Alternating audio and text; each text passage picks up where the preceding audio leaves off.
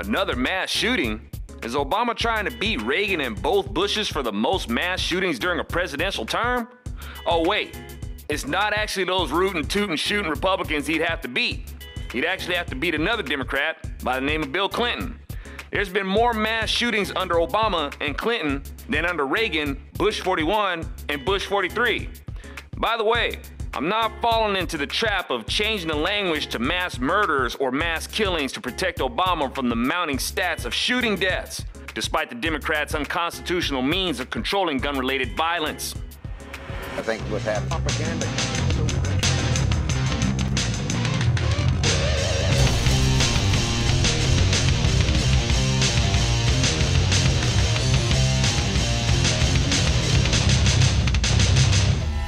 I'll remind y'all, I'm not a gun enthusiast. I suck at shooting.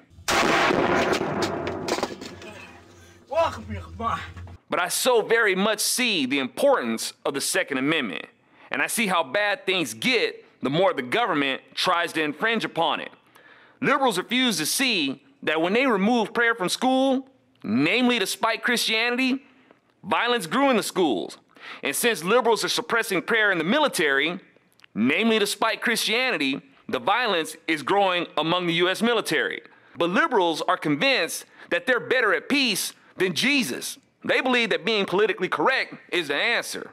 Well, when you consider people like Nidal Hassan and Aaron Alexis, I'm thinking PC ain't all it's cracked up to be. And Obama and the liberals, of course, believe that the answer is more gun control. For liberals who claim to love math and science so much, I find it very strange that liberals don't see the computation of gun control plus more gun control equals more gun-related violence. Because sadly, you liberals think that behavior can be controlled with more bad law. Yet despite liberals insisting that we need more and more laws, they hate Republicans because we understand that this is a constitutional republic where we have the rule of law. But it's the rule of good law. And liberals hate good law and want to occlude good law with more and more bad law. But considering the increase in mass shootings, not only are more laws not the answer, liberals have been cultivating a culture for this stuff to grow. Liberals keep beating people over the head, making people feel like they're the victims of the evil American empire or a victim of something. And then people snap and decide they're going to get some of that justice that people like Al Sharpton and Michael Moore are always talking about. Then they turn around and blame us right-wingers because a person used a gun to carry out that justice liberal keeps saying that people are owed.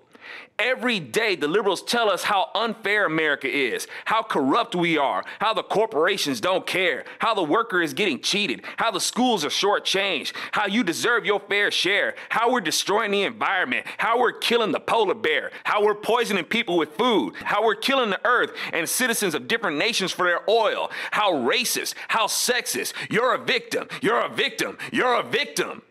Liberals flood people's mind with this crap all day, every day, and then have the nerve to be surprised when somebody snaps. And then they blame Republicans and the NRA because the one who snapped reached for a gun. And they use that as justification to infringe upon our Second Amendment rights. Instead of trying to control our Second Amendment rights, why not control all that cynical propaganda you flood people's minds with? People go off on killing sprees because they feel like they're owed. And that's all you liberals do, is make people feel like they're owed. You're a culture of entitlement. Why do people rape? Because they feel like they're entitled to sex. And we know how much liberals love to promote sex. Why do people steal? Because they feel entitled to someone else's property. And we know how much the liberals love to promote class warfare. Why do people murder? Because they feel entitled to make someone else be the subject of their wrath.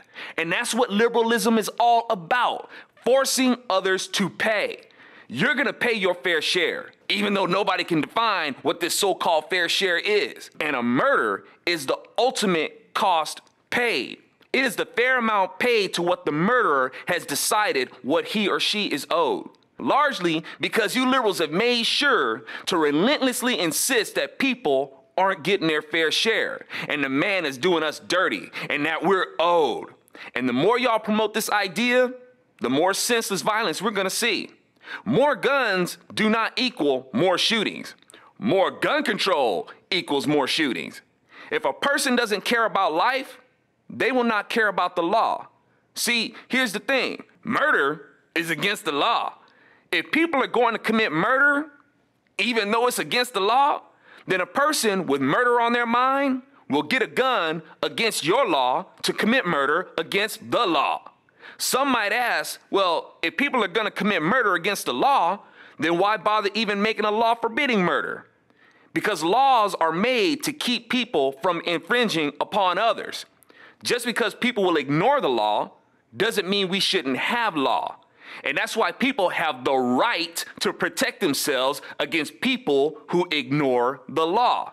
Well, you're making our point, Zo. Just because people are going to ignore our gun control laws doesn't mean we shouldn't have gun control laws.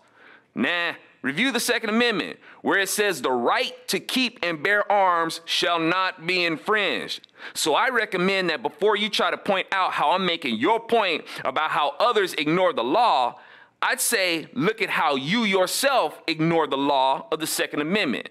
We already have a law in place that says nobody shall be deprived of their life without due process, which means you can't murder people, whether you want to use a gun or a knife or whatever. And we have the right to be prepared to defend ourselves against people who will ignore good law. I'm Alfonso Rachel with ZoNATION, where we understand why the Lord says vengeance is mine. There's a clear line between justice and vengeance. The Lord allows us to be agents of justice, even if justice comes in the form of the sword. But God says vengeance belongs to Him.